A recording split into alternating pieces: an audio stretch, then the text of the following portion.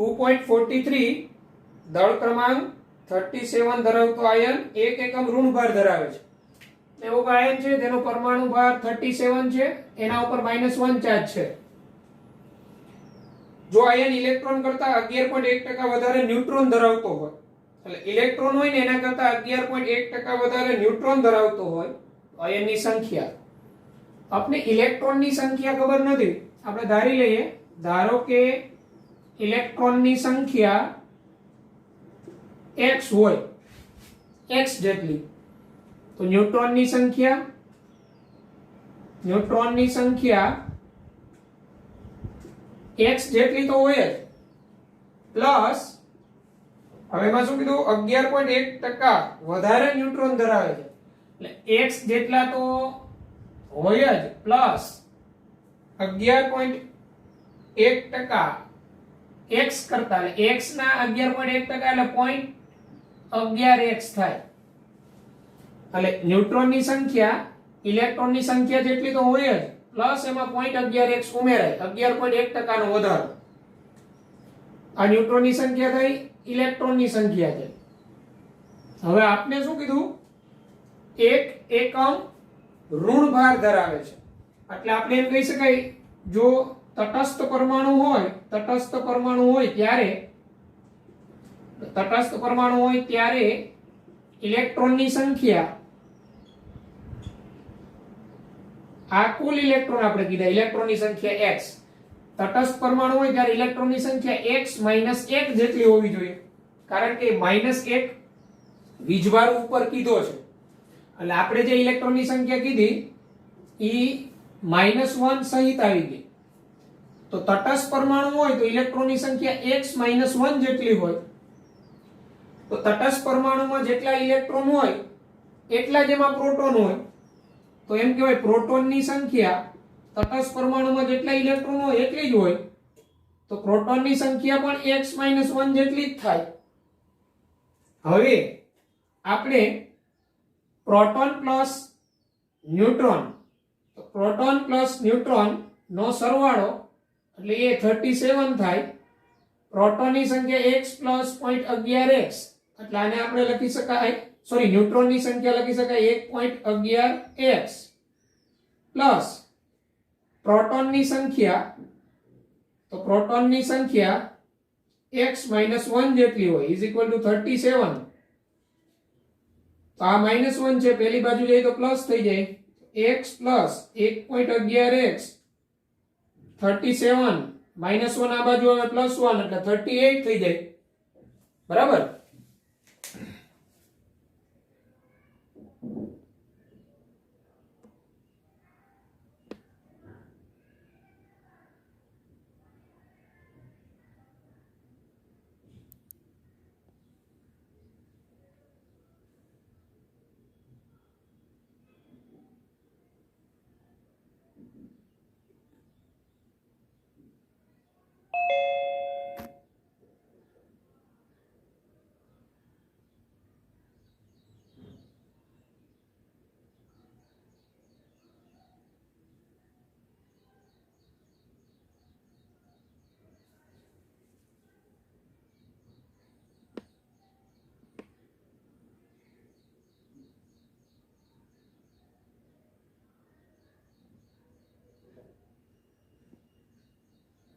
દેખાય છે બધાને ક્લિયર?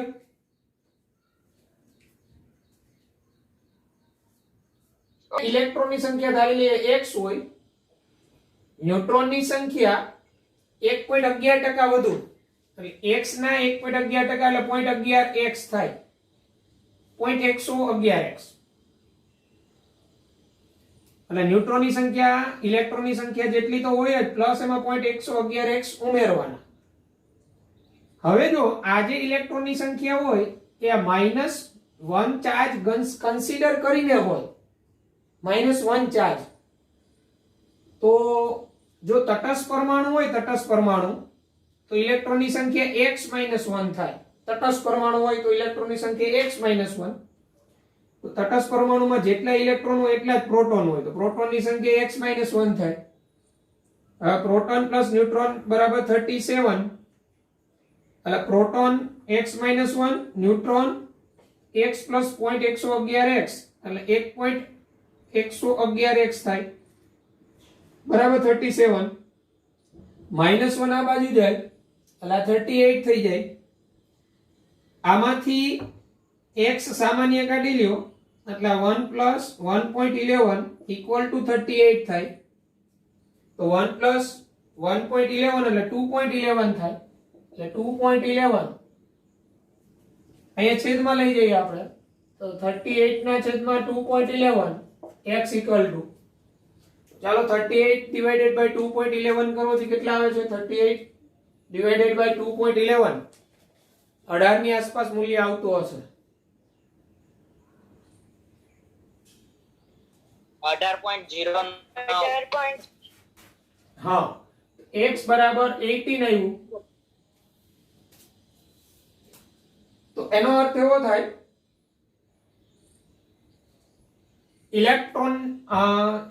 ઇલેક્ટ્રોનની સંખ્યા 18 હશે તો પ્રોટોનની સંખ્યા કેટલી હશે તો પ્રોટોનની સંખ્યા x - 1 18 - 1 એટલે 17 તો 17 પ્રોટોન હશે તો એ તત્વ હશે ક્લોરીન બરાબર અને પરમાણુ ક્રમાંક એનો 17 પરમાણુ ભાર 37 અને -1 ચાર્જ આ સંજ્ઞા આવે એટલે 17 પ્રોટોન વાળું તત્વ ક્લોરીન થાય આપેલ દાખલામાં આયનની સંજ્ઞા આવશે 1737 - 1 ઓકે સર બોલો સર બહુ બ્લર થઈ ગયું આજે આપને હેરાન કરે છે નેટવર્ક કઈક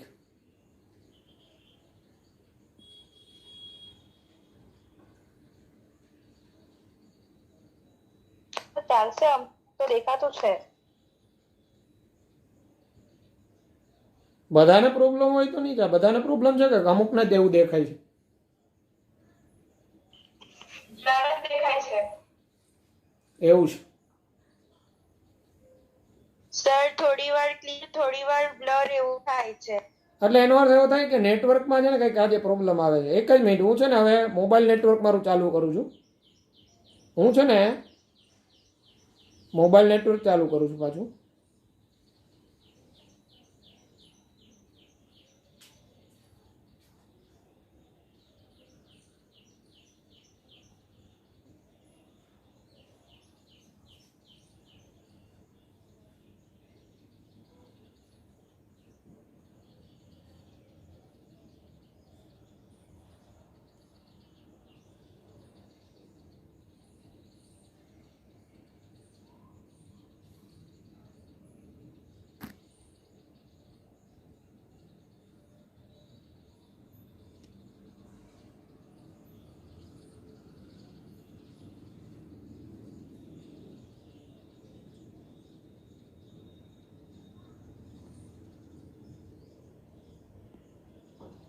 હવે કેવું છે ક્લિયર દેખાય છે ઓકે અવાજ હા ક્લિયર આવે ઓકે તો આ રીતે 2.43 બરાબર સંજ્ઞા આવશે ક્લોરીનની સર બોલો સર આ ઇલેક્ટ્રોન ની સંખ્યા વાળું સમજાવો નહીં આ લખેલું છે તે ઇલેક્ટ્રોન ની સંખ્યા એટલે આપણી રકમ શું હતી દળ ક્રમાંક 37 ધરાવતો આયન એક એકમ ઋણભાર ધરાવે છે જો આયન ઇલેક્ટ્રોન કરતા 11.1% વધારે ન્યુટ્રોન ધરાવે તો આયનની સંજ્ઞા શોધો તો જો આપણે 37 દળ ક્રમાંક કીધો એટલે એ આપેલો છે ઇલેક્ટ્રોનની સંખ્યા આપણે ધારી લીધી ધારો કે x જેટલા ઇલેક્ટ્રોન હોય ન્યુટ્રોન એના કરતા 1.11% વધુ છે એટલે ન્યુટ્રોનની સંખ્યા x જેટલી તો હોય જ પ્લસ એમાં 0.111x ઉમેરાય કારણ કે આપણે ઇલેક્ટ્રોનની સંખ્યા x કીધી તો x ના 11.1% એટલે 0.111x થાય આમ ન્યુટ્રોનની સંખ્યા x પ્લસ 0.111x થાય કારણ કે આપણે 11.1% વધુ કીધું છે ઇલેક્ટ્રોન કરતા હવે શું કહીએ આપણે આ જે ઇલેક્ટ્રોનની સંખ્યા હોય આપણે એમ કીધું કે તત્વ છે ને -1 એકમ ઋણભાર ધરાવે છે એટલે આ x ઇલેક્ટ્રોનની સંખ્યા ટોટલ આવે, ટોટલ. તો આપણે એમ ધારી શકીએ જો ઈ તટસ્થ પરમાણુ હોય ને, તટસ્થ પરમાણુ એટલે કે એના ઉપર કોઈ ઋણ વીજભાર ન હોય તો ઇલેક્ટ્રોનની સંખ્યા તટસ્થ પરમાણુ તરીકે હોય તો x - 1 જેટલી હોય. બરાબર. આ x તો ટોટલ -1 ચાર્જ સહિત, પણ તટસ્થ હોય તો -1 ચાર્જ હશે એટલે એક ઉમેરાણો હોય. એટલે આપણે કહીએ તટસ્થ પરમાણુ હોય ત્યારે ઇલેક્ટ્રોનની સંખ્યા x - 1 થાય. આ -1 ચાર્જ સહિત ઇલેક્ટ્રોનની સંખ્યા છે. એટલે આ આયન સ્વરૂપે હોય ત્યારે તો આપણે ઈ તટસ્થ હોય તો એમાંથી x - 1 જેટલા ઇલેક્ટ્રોન ઓછા હોય એમ કહેવાય. તો તટસ્થ પરમાણુમાં જેટલા ઇલેક્ટ્રોન હોય એટલા જ એમાં પ્રોટોન હોય. તટસ્થમાં તટસ્થ પરમાણુ એટલે એના ઉપર કોઈ વીજભાર ન હોય તો એટલા જ પ્રોટોન હોય. તો પ્રોટોનની સંખ્યા x - 1 થાય, પ્રોટોનની સંખ્યા. તો હવે આપણી પાસે પ્રોટોન પ્લસ ન્યુટ્રોન બરાબર 37. તો પ્રોટોનની સંખ્યા x - 1, ન્યુટ્રોનની સંખ્યા 1.111x બરાબર 37. સાદુરૂપ આપી આપણે x મેળવ્યું તો 18 આવ્યું. તો એ આ x આવ્યું 18. ઇલેક્ટ્રોનની સંખ્યા એ નેગેટિવ ચાર્જ સહિત આવ્યું. આપણે તો પરમાણુ ક્રમાંક જોતો હોય તો પ્રોટોનની સંખ્યા મેળવીએ તો પ્રોટોનની સંખ્યા આપણી x - 1 હતી. તો 18 માંથી 1 બાદ કરો એટલે 17 આવ્યા. તો પ્રોટોનની સંખ્યા 17 થાય. તો જેટલા પ્રોટોન હોય એટલો જ પરમાણુ ક્રમાંક થાય. તો 17 પરમાણુ ક્રમાંક ક્લોરીન તત્વનો છે. ભાર તો આપણે આપ્યો છે રકમમાં 37 અને -1 ચાર્જ, એક એકમ નેગેટિવ ચાર્જ, કારણ કે કુલ ઇલેક્ટ્રોન 18 છે પરિણામે. આ રીતે થાય. હવે ખ્યાલ આવી ગયો? હા સર. સર આ ઇલેક્ટ્રોનની સંખ્યા x ધારી તે વીજભાર સહિતની છે? યસ યસ યસ યસ, -1 વીજભાર સહિત. ઓકે, ચાલો એટલે સ્ક્રીનશોટ લઈ લેવાનો. બરાબર.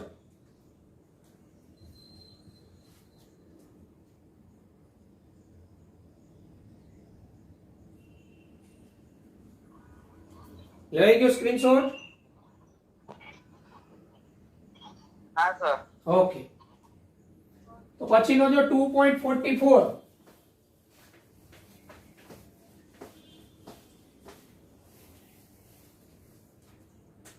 2.44 એ પણ આ જ પેટર્નનો, દરેક ધ્યાન આપશો એટલે ખ્યાલ આવી જશે. આપણે શું કીધું? દળ ક્રમાંક 56 ધરાવતો આયન. દળ ક્રમાંક 56 એટલે એ આપેલો છે. પ્રોટોન પ્લસ ન્યુટ્રોન નો સરવાળો 56. આયન ધનભારના 3 એકમ ધરાવે છે. એટલે એ જે આયન છે ને, આયન ધારો કે m, એના ઉપર +3 ચાર્જ છે, +3 ચાર્જ ધરાવે છે, એના ઉપર +3 ચાર્જ છે, 3 એકમ. અને ઇલેક્ટ્રોન કરતા 30.4% વધુ ન્યુટ્રોન ધરાવે છે. એટલે એમાં ઇલેક્ટ્રોન કરતા 30.4% વધુ ન્યુટ્રોન છે. તો આપણે અહીંયા ધારી લઈએ, ધારો કે ઇલેક્ટ્રોનની સંખ્યા બરાબર x હોય. બરાબર, ઇલેક્ટ્રોનની સંખ્યા x હોય. આ x હોય ને એ આના ઉપર +3 ચાર્જ આવ્યો એટલે જે ઇલેક્ટ્રોન 3 માઈનસ થયા હોય એ સહિત. બરાબર, એ આની અંદર ઇલેક્ટ્રોનની સંખ્યા કહે છે x. તો ન્યુટ્રોનની સંખ્યા 30.4% વધુ છે. n ની સંખ્યા, તો ન્યુટ્રોનની સંખ્યા 30.4% વધુ તો x + 0.304x થાય. કારણ કે ઇલેક્ટ્રોન કરતા ન્યુટ્રોન 30.4% વધુ એટલે આપણે એમ કીધું કે ઇલેક્ટ્રોન છે એની સંખ્યા x હોય તો ન્યુટ્રોન x ના 30.4% એટલે કેટલા થાય? તો 0.304x થાય. તો વધુ કીધું ઇલેક્ટ્રોન એટલે x જેટલા તો હોય જ, પ્લસ એમાં 0.304x ઉમેરાય તો જ 30.4% વધુ કહેવાય ઇલેક્ટ્રોન કરતા. હવે આ જે ઇલેક્ટ્રોનની સંખ્યા હોય એ આ ધન આયન સહિત હોય. તો આપણે એમ કહીએ કે તટસ્થ પરમાણુ હોય, તટસ્થ પરમાણુ, તો તટસ્થ પરમાણુમાં ઇલેક્ટ્રોનની સંખ્યા, તો તટસ્થ પરમાણુમાં ઇલેક્ટ્રોનની સંખ્યા જો આના પર +30 ચાર્જ આવ્યો તો આ x શું હોય? તો તટસ્થ પરમાણુમાં જે ઇલેક્ટ્રોન હોય એના કરતા 3 ઓછા સહિત હોય. તો તટસ્થ પરમાણુ હોય ત્યારે ઇલેક્ટ્રોનની સંખ્યા x+3 કહેવાય. x+3 ઇલેક્ટ્રોન હોય. તો જેટલા તટસ્થ પરમાણુમાં ઇલેક્ટ્રોન એટલા જ તટસ્થ પરમાણુમાં પ્રોટોન. તેથી પ્રોટોનની સંખ્યા થાય x+3. આમ proton plus neutron is equal two 56. તો પ્રોટોનની સંખ્યા x+3 પ્લસ ન્યુટ્રોનની સંખ્યા, તો ન્યુટ્રોનની સંખ્યા x plus 0.304x equal to 56. Okay, તો આ 3 પેલી બાજુ જાય, x આમાંથી સામાન્ય કાઢો તો 1 પ્લસ 1 પ્લસ 0.304 અને 56 માંથી 3 બાદ કરો. હવે ચાલો 1 પ્લસ 1 પ્લસ 0.304 એટલે 2.304. 56 માંથી 3 જાય તો 56 માંથી 3 જશે એટલે 53. x બરાબર 53 ભાગ્યા 2.304. આ પછી સાદુરૂપ x બરાબર 53 ભાગ્યા 2.304 એટલે આ મૂલ્ય તમારું 26 આસપાસ આવતું હશે. ચેક કરો દરેક. સર 23.0 આવ્યું. 23. હા સોરી, હા 23. x 23 આવ્યો એટલે એનો મીનિંગ એવો થયો આ આયન હોય ને એમાં 23 ઇલેક્ટ્રોન હોય પ્લસ 3 છે. આપણે તો પ્રોટોનની સંખ્યા જોઈએ તો પ્રોટોનની સંખ્યા x+3 એટલે x+3 એટલે 23+3 એટલે 26 થયું. તો પ્રોટોનની સંખ્યા 26 આવી તો પરમાણુ ક્રમાંક એનો 26 હોય અને 26 પરમાણુ ક્રમાંક એટલે એ તત્વ તમારું થાય આયન થાય Fe. તો એની સંજ્ઞા થાય તત્વની Fe, પરમાણુ ક્રમાંક 26, પરમાણુ ભાર 56 અને +3 એકમ ધન ભાર. તો એ તત્વ Fe+3 હોય. આ તમારો જવાબ આવે. ઓકે, આમાં કઈ ક્વેશ્ચન કોઈને? ના સર. ક્લિયર થઈ ગયું કઈ રીતના આવ્યો જવાબ? હા સર. ઓકે, તો સ્ક્રીનશોટ લઈ લેવાનો.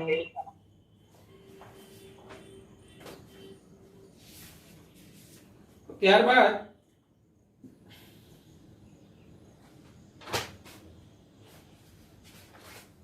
.45 દરેક રકમ વાંચીને પોતાની રીતે એ ક્રમમાં ગોઠવી દેજો. નીચેના પ્રકારના વિકિરણોને તેમની આવૃત્તિના ચડતા ક્રમમાં ગોઠવો.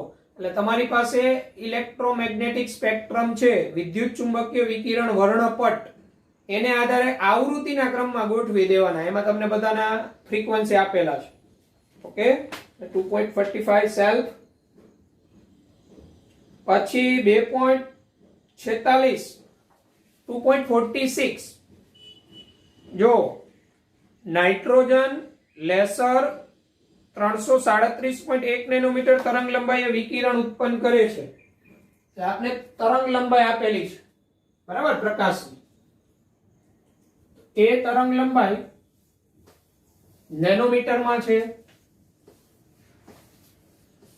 એને મીટરમાં આપણે કન્વર્ટ કરીને કન્સિડર કરીએ તો 10⁻⁹ વડે ગુણવા પડે. એટલે વિકિરણની તરંગ લંબાઈ આપેલી છે લેમ્બડા 2.46. લેમ્બડા બરાબર 337.1 nanometre is equal to 337.1 10⁻⁹ metre આપેલી છે. જો ઉત્સર્જિત થયેલા ફોટોન 5.6 into 10⁻24 હોય એટલે ઉત્સર્જિત ફોટોનની સંખ્યા એટલે n આપી દીધું છે આપણે. કેટલા? 5.6 into 10⁻24. તો આ લેસરની શક્તિ ગણો એટલે E ગણતરી કરવાનું છે. તો આપણે સૂત્ર ભણી ગયા હતા E બરાબર nhc/λ. n એટલે ફોટોનની સંખ્યા છે, h પ્લાન્ક અચળાંક, c પ્રકાશનો વેગ અને લેમ્બડા તમને રકમમાં આપેલું છે, ઊર્જા મળી જાય. ઓકે, તો સેલ્ફ હોમવર્કમાં કરવાનું. ચાલો પછી 2.47 2.47 થઈ ગયો તો કે બાકી હતો? 2.47 આપણે આપેલો કે આગળ? બાકી છે. Okay continue. આ તો હવે તમારાથી થઈ જશે 2.46. ઓકે હા સર.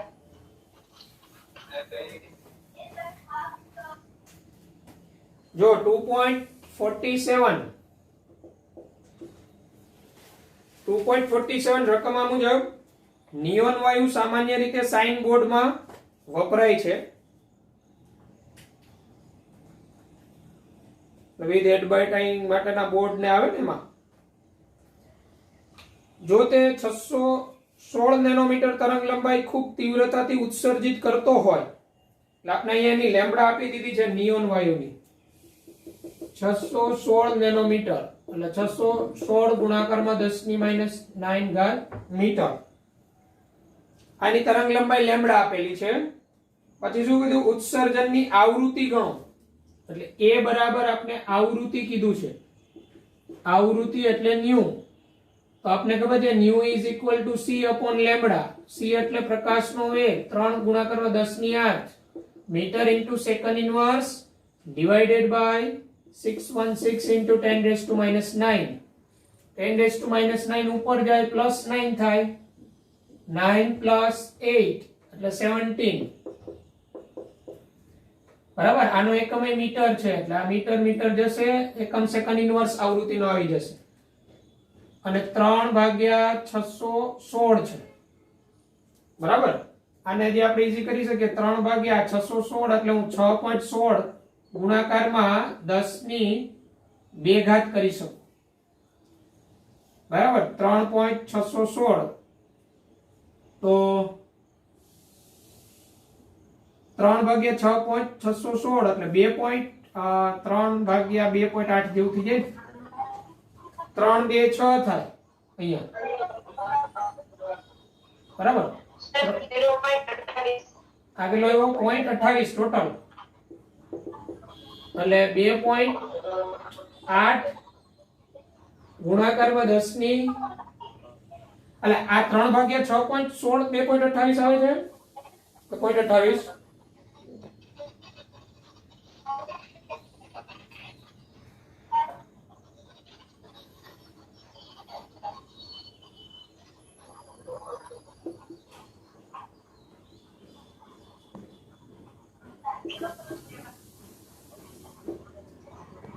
સર બોલો.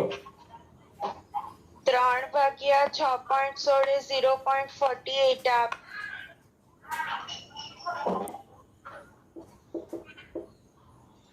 .48 અને 10 ની નીચે 2 હતી, ઉપર જાય એટલે -2 એટલે 10⁻15 થઈ જાય.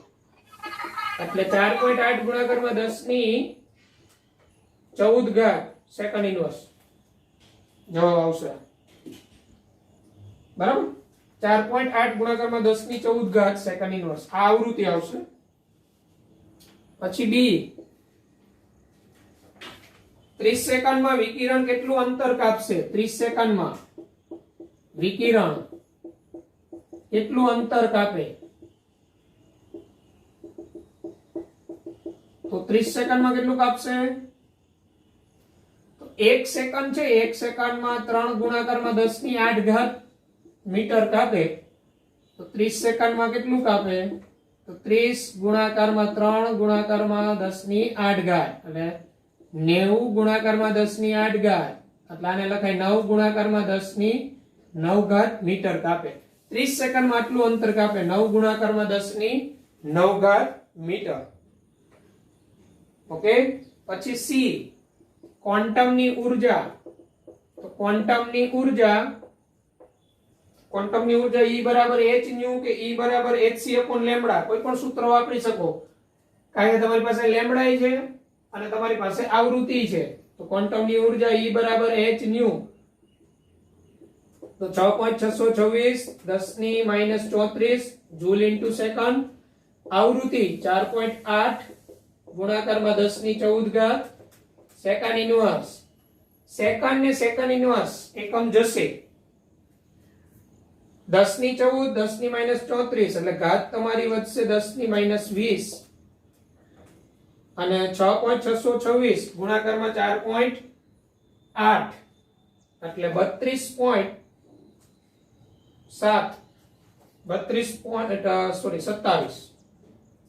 આટલી ક્વોન્ટમની ઉર્જા આવે. ક્વોન્ટમની ઉર્જા E બરાબર h ન્યુ. અને પછી એમ કીધું ક્વોન્ટમની સંખ્યા જો તે 2 જૂલ ઉર્જા ઉત્પન્ન કરતું હોય તો, એટલે 2 જૂલ ઉર્જા ઉત્પન્ન થાય તો ક્વોન્ટમની સંખ્યા કેટલી હોય? તો 83. આટલી ઉર્જા ત્યારે એક ક્વોન્ટમ, તો 2 જૂલ ત્યારે કેટલા? તો ક્વોન્ટમની સંખ્યા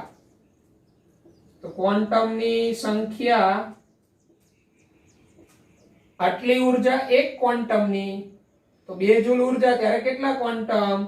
તો 2 ભાગ્યા 32.27 ગુણાકારમાં 10 ની -20. આનો એકમ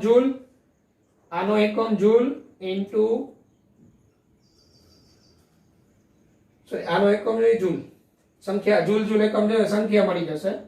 આનું 10 ની -20 ઘાત ઉપર જાય એટલે 10 ની +20 થઈ જાય. 2 ભાગ્યા 32.27 આવશે તમારું 6.2 ગુણાકારમાં 10 ની 18 ઘાત.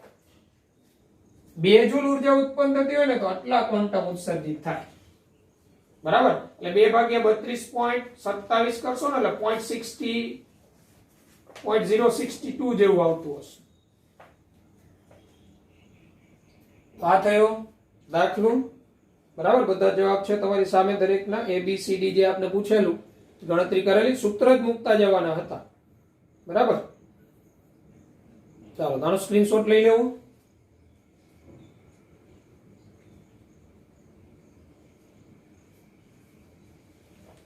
સર હા બોલો. સર આ છેલ્લું ડી જે છે તેમાં આપણે E બરાબર NHC upon લેમ્બડા કે NH ની ઉપરથી કરીએ તો ચાલે? હા મળી જાય ને. તો ત્યારે E બરાબર તમારે 2 જૂલ લઈને કરવું પડે, આવૃત્તિ ને આ બધું લઈને કરવું પડે. પણ ત્યારે તમારે સાદરૂપ આપવામાં વધુ રકમ મૂકવી પડે.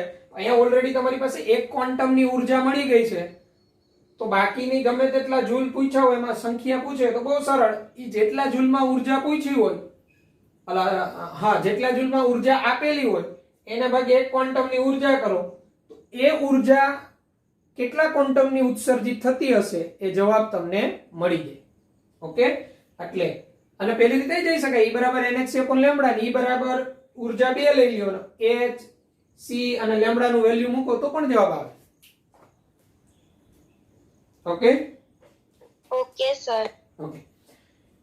ત્યારબાદ જો 2.48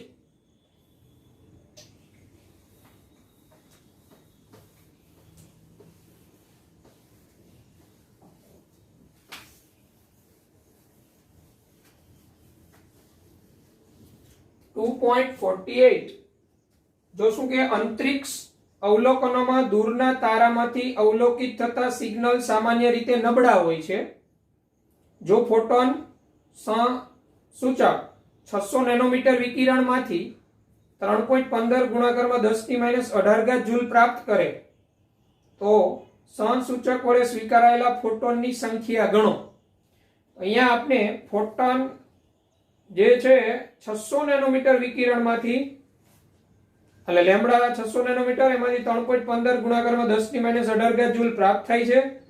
તો સ્વીકારાયેલા ફોટોનની સંખ્યા, તો અહીંયા હમણાં આપણે જે વાત થઈ એ સૂત્રનો ઉપયોગ થઈ શકે, કારણ કે આપણી પાસે લેમ્બડા આપેલી છે 600 નેનોમીટર, એટલે 600 ગુણાકારમાં 10 ની -9 ઘાત મીટર લેમ્બડા, અને વિકિરણમાંથી કેટલી ઉર્જા પ્રાપ્ત થાય છે? 3.15 ગુણાકારમાં 10 ની -18 ઘાત જૂલ, આટલી ઉર્જા પ્રાપ્ત થાય છે. આપને શું કીધું? ફોટોનની સંખ્યા n પૂછેલું છે. E બરાબર NHC upon lambda. C H એની વેલ્યુ તો કોન્સ્ટન્ટ અચળ છે, લેમ્બડા આપેલો છે, E આપેલો છે, n મળી ગઈ. ઓકે? આ હોમવર્કમાં કરજો. n બરાબર તમારો જવાબ 10 આવવો જોઈએ, 10 આવતો હશે. આન્સર તમારો 10 આવશે. કેલ્ક્યુલેશન કરજો, સરળ છે.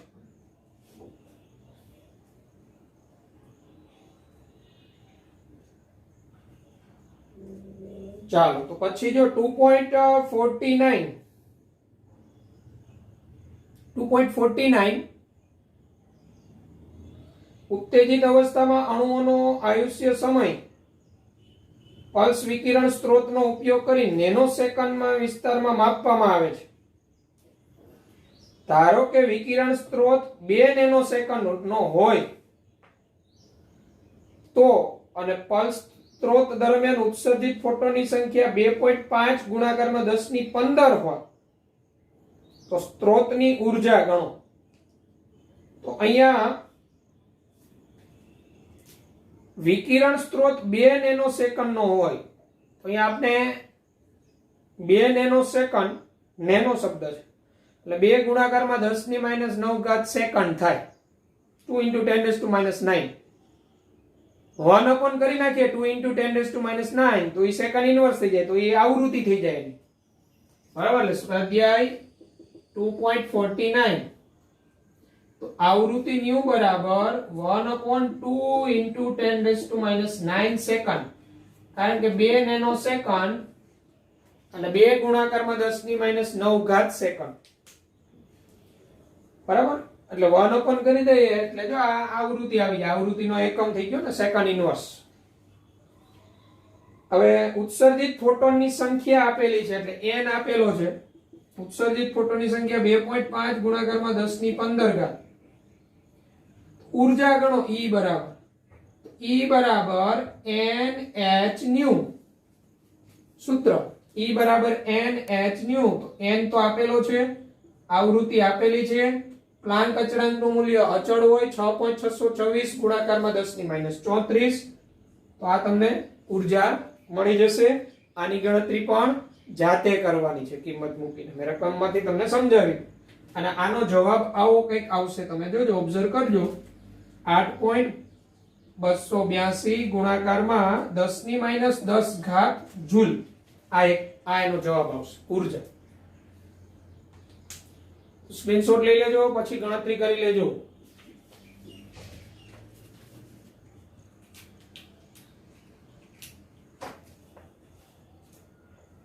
ઓકે.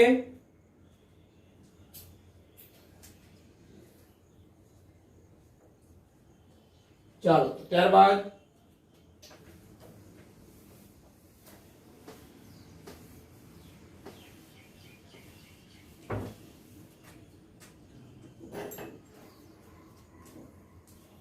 ત્યાર પછી 2.50 સૌથી લાંબી તરંગ લંબાઈ ડબલેટ અવશોષણ 589 અને 589.6 નેનોમીટર પર અવલોકિત થયેલ છે. ડબલેટ એટલે 2 તરંગ લંબાઈ છે એટલે ડબલેટ કીધેલું. અવશોષિત થવું એટલે શોષણ. દરેક સંક્રાંતિની આવૃત્તિ ગણો. એટલે તમારે 589 ત્યારે અને બંને ઉત્સર્જિત અવસ્થાઓ વચ્ચેનો ઊર્જા તફાવત ગણો. અને લેમ્બડા તમારી પાસે તરંગ લંબાઈ 589 દરેક સંક્રાંતિની આવૃત્તિ મળી જાય. એક 589 ને તમને આવૃત્તિ મળી જાય, 589.6 ની આવૃત્તિ મળી જાય. આવૃત્તિનું સૂત્ર μ બરાબર c અપોન લેમ્બડા ઉપરથી બે આવૃત્તિ મેળવવાની. સ્વાધ્યાયનો 2.50 આવું સૂત્ર આપણે ભણી ગયા. μ બરાબર c અપોન લેમ્બડા. સોરી, અહીંયા લેમ્બડા આવવાના આવશે. હા, આ લેમ્બડા 2. ઓકે. તો આવૃત્તિના સૂત્રમાં કિંમત મૂકી μ1 μ2 મેળવવાની અને બંને ઉત્સર્જિત અવસ્થાઓ વચ્ચેનો ઊર્જા તફાવત ગણો. ઊર્જા તફાવત પછી શું કરવાનું? E1 બરાબર hν1 અને E2 બરાબર hν2. તો E2 E1 આ ઊર્જા તફાવત જોઈ લેવાનો. ઓકે. તો એ પણ હોમવર્કમાં થઈ જશે. 2.51 તમને આપેલો ઘરેથી કરવા અને થઈ ગયો છે. બરાબર. પછીનો 2.52 આ પણ જરા સ્ક્રીનશોટ લેતો જવાનો. પછી તમારે હિન્ટ હું જે આપું એ મુજબ કિંમત મૂકી. જેમ પ્રેક્ટિસ જાતે કરશો કેલ્ક્યુલેશન એમ પ્રેક્ટિસ વધુ થશે. એટલા માટે, કારણ કે ફોર્મ્યુલા તો એક સરખા જ આવે છે. ઓકે.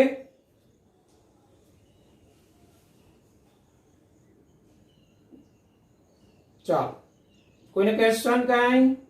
કોઈને કઈ ક્વેશ્ચન હોય તો બોલો આમાં ક્યાંય. ના સર. ઓકે,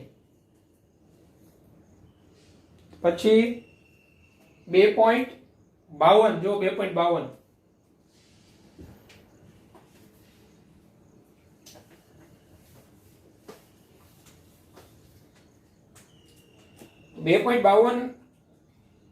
રકમ આ મુજબ છે. જો સોડિયમ ધાતુને જુદી જુદી તરંગ લંબાઈથી જ્યારે વિકિરણિત કરવામાં આવી ત્યારે નીચેના પરિણામો મળ્યા. લેમ્બડા આપેલા છે 500 નેનોમીટર, 450, 400. આવૃત્તિ ગુણાકારમાં 10⁻⁵ સેન્ટીમીટર સેકન્ડ ઇન્વર્સમાં આપેલી 2.55, 4.35, 5.35 આ રીતના આવૃત્તિ આપેલી છે. દહેલી તરંગ લંબાઈ અને પ્લાન્કનો અચળાંક ગણો. દહેલી તરંગ લંબાઈ, દહેલી તરંગ લંબાઈ એટલે એવી વધુમાં વધુ એવી તરંગ લંબાઈ કે જે તરંગ લંબાઈ ઇલેક્ટ્રોન છૂટો પડતો હોય. બરાબર, એટલે સોડિયમ ધાતુ ઉપર આ જુદી જુદી તરંગ લંબાઈ છે ને આપાત કરવામાં આવી. બરાબર. સર તમારો અવાજ નથી આવતો.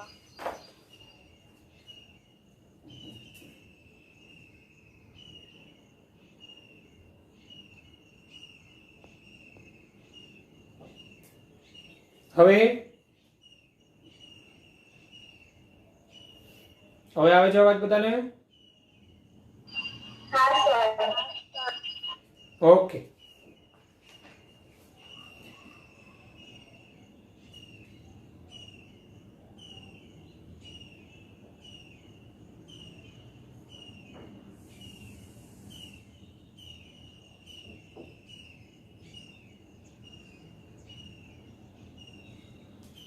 તો આપણે દહેલી તરંગ લંબાઈ કીધેલી છે. તો અહીંયા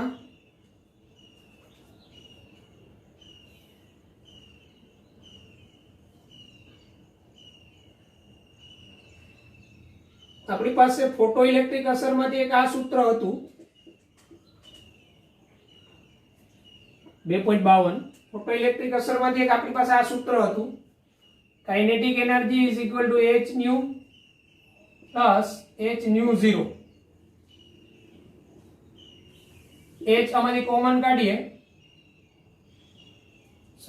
ન્યુ બરાબર hc upon lambda, h new 0 એટલે hc upon લેમ્બડા 0, એટલે hc upon 1 upon lambda plus 1 upon lambda 0. આવું થાય. આ આપણે મેળવવાનું છે. ઈ મેળવવું હોય તો આપણી પાસે કાઇનેટિક એનર્જી હોવી જોઈએ. સોરી, કાઇનેટિક એનર્જી મેળવવા માટે આપણે v આપ્યો છે. સોરી, પેલો v આપ્યો છે, સેન્ટીમીટર પ્રતિ સેકન્ડમાં v છે, વેલોસિટી, વેગ આપ્યો છે. જો આપણે તો આપણે વેલોસિટી આપેલી છે, વેગ v ગુણાકારમાં 10⁵. આપણે અહીંયા 2.55, v બરાબર 2.55, આ 10⁵ છેદમાં આવે એટલે 2.55 ગુણાકારમાં 10⁻⁵. બરાબર, આ તમારો વેગ થાય, ઇલેક્ટ્રોનનો વેગ થાય. ઇલેક્ટ્રોનનો વેગ થાય તો ઇલેક્ટ્રોનની ગતિજ ઊર્જા મળી જાય, ke બરાબર 1/2 mv². તો 1/2 ઇલેક્ટ્રોન એટલે 9.1 into 10⁻31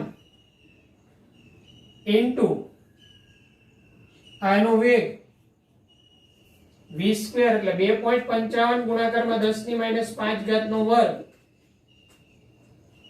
બરાબર, 9.1 into 10⁻31 2.55 નો વર્ગ, 10⁻⁵ નો વર્ગ થાય 10⁻⁻10, 10⁻⁵ એનો વર્ગ એટલે ઘાત સાથે ગુણાકાર થાય 5 into 10, 10⁻⁻10.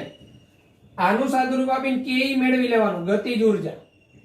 ke અહીંયા મૂકવાનું, hc તમારી પાસે છે અચળ, અને લેમ્બડા તમે કયો વેગ કરીને કરેલું? 2.55 વેગ લઈને કરેલું છે. તો લેમ્બડા ત્યારે કેટલો આપેલો છે? 500. લેમ્બડા ત્યારે 500 આપેલો છે અહીંયા, તો આ લેમ્બડા 0 તમારે મેળવવાનું છે, દહેલી તરંગ લંબાઈ. બરાબર? તો આ પણ સાદુરૂપ આપી હોમવર્કમાં કરવું. અહીંથી ગતિજ ઉર્જા મળી જાય, ગતિજ ઉર્જાને આ સૂત્રમાં કિંમત મૂકો. લેમ્બડા તમારી 500 નેનોમીટર લ્યો, કારણ કે આપણે 500 નેનોમીટર ત્યારે વેગ લીધેલો છે. આ રીતે લેમ્બડા 0. એમાંથી ત્રણમાંથી કોઈ પણ એક અવલોકન લઈને તમે શોધી શકો. બરાબર? ઓકે. આમાં ક્વેશ્ચન કોઈને અહીંયા મેં સમજાવ્યું એમાં આમાં કોઈને ક્વેશ્ચન શું કરવાનું છે? કોઈ પણ એક જ અવલોકન લઈને કરવાનું કે બધા? કોઈ પણ એક અવલોકન લેશો એટલે તમને લેમ્બડા 0 મળી જવાની. દહેલી તરંગ લંબાઈ હશે તો કોન્સ્ટન્ટ જ હોવાની. કોઈ પણ એક અવલોકન લઈને કરી શકો તમે. અને પ્લાન્ક અચળાંક કીધું તો પ્લાન્ક અચળાંકનું મૂલ્ય તો શોધશો તો જે છે એ જ અચળાવવાનું. ઓકે, એટલે ગણતરી કરવાની જરૂર નથી ત્યાં. પ્લાન્કનો અચળાંક તો એટલો જ આવવાનો છે. ઓકે, ચાલો પછી જો 2.53 2.54 લગભગ આપેલો તમને ઘરેથી કે નથી આપેલો? 2.53 મેં કરાવી દીધો ક્લાસમાં. 2.54 જો ન આપ્યો હોય બાકી છે સર. હા, તો 2.54 ની રકમ સમજાવું જો. એ ફોટો ઇલેક્ટ્રિક અસરનો જ દાખલો છે. જો જ્યારે 150 પિકોમીટર તરંગ લંબાઈ વાળો ફોટોન પરમાણુને અથડાય એટલે તમને લેમ્બડા આપેલો છે 150 પિકોમીટર, એટલે તરંગ લંબાઈ આપેલી છે. અને તે આંતરબંધિત ઇલેક્ટ્રોનમાંથી એક ઇલેક્ટ્રોનનું ઉત્ક્ષેપણ થાય, એટલે એક ઇલેક્ટ્રોનનું ઉત્ક્ષેપણ થવું એટલે છૂટો પડવો, જેનો વેગ આપેલો છે 1.5 × 10⁷ મીટર પ્રતિ સેકન્ડ. ઇલેક્ટ્રોનનો વેગ આપેલો છે, ઇલેક્ટ્રોન છૂટો પડે છે, લેમ્બડા આપેલી છે. એ ઉર્જા ગણો કે જેને લીધે તે કેન્દ્ર સાથે બંધિત હતો.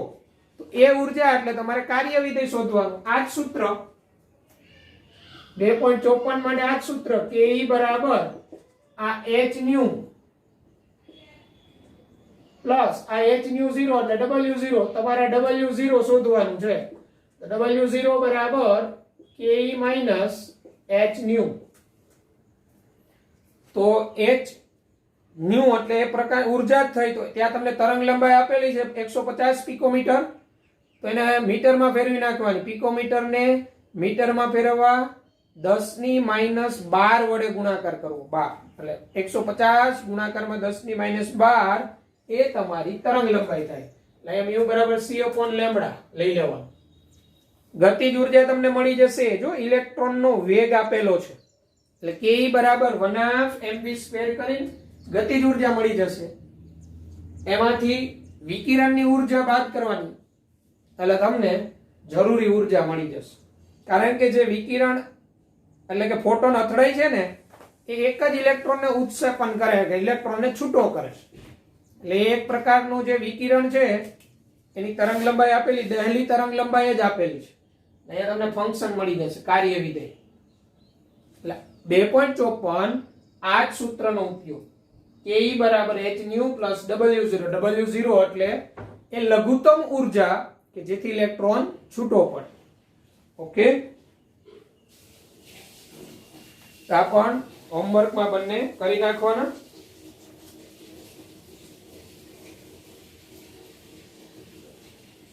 હવે ઓલમોસ્ટ દાખલાઓ જે આપણે જેટલા સૂત્ર જોયા ને એ આધારિત દાખલાઓ કમ્પ્લીટ થઈ ગયા છે. બરાબર? આપણે જેટલા સૂત્ર જોયા એ આધારિત દાખલાઓ કમ્પ્લીટ થઈ ગયેલા છે. તમને હોમવર્કમાં આપેલા વ્યવસ્થિત તમે ગણેલા હોવો જોઈએ. આ પણ તમે કરી નાખજો અને જવાબ વેરીફાઈ કરજો. તમારી બુકમાં પાછળ જવાબ આપેલા જ હોય દરેકના. ઓકે, ચાલો તો હવે કોઈને કઈ ક્વેશ્ચન છે ખરો?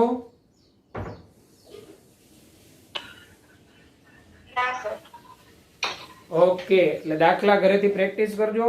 પાછળ ન આવડે તો મને કહેજો, ન જવાબ આપ્યો હોય તો આપણે કરીશું. Okay okay okay, good bye. તો આજે અહીંયા સુધી રાખીએ આપણે. Bye bye sir.